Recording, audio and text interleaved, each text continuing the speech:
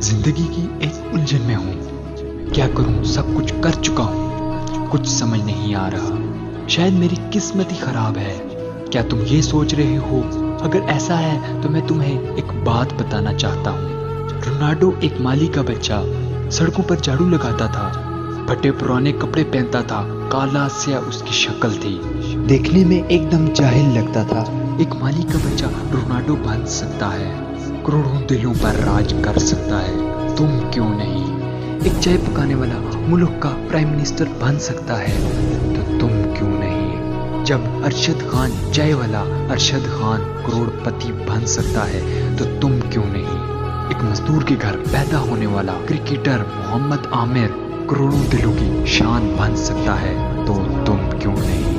लोगों के घरों में जाकर कंप्यूटर सेट करने वाला और वीडियो करने वाला डकी भाई करोड़पति पाकिस्तान का माना जाना यूट्यूबर बन सकता है, तो तुम क्यों नहीं? हम बहानों की चादर लेकर ओढ़ लेते हैं कि हमारे पास ये नहीं है, हमारे पास वो नहीं है, इतने पैसे कहाँ से लाऊंगा, मैं तो यार बहुत ही गरीब हूँ।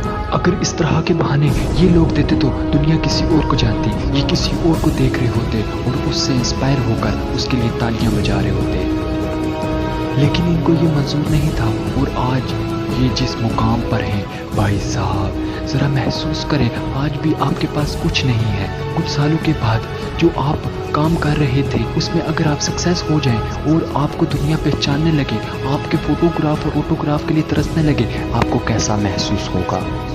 तो कोशिश करें, आज दौड़ लगाएं, आज अपनी जान लगा दें, रातों को जागना पड़े तो जागे, आप अपने एक गोल सेट कर लें, उस गोल के पीछे भागें। एक दिन आपको भी दुनिया जानेगी, आप भी डकी बन सकते हैं, आप भी चाय वाला बन सकते हैं, आप भी प्राइम मिनिस्टर बन सकते हैं, आप भी क्रिकेटर बन सकते हैं। तो जो आपका गोल है उस गोल को चुन लें, उस गोल को पीछे भागना शुरू कर लें, क्योंकि जो आपका गोल होगा, अगर आपने वो गोल सेट नहीं किया, आप भी दौड़ में पीछे रह जाएंगे।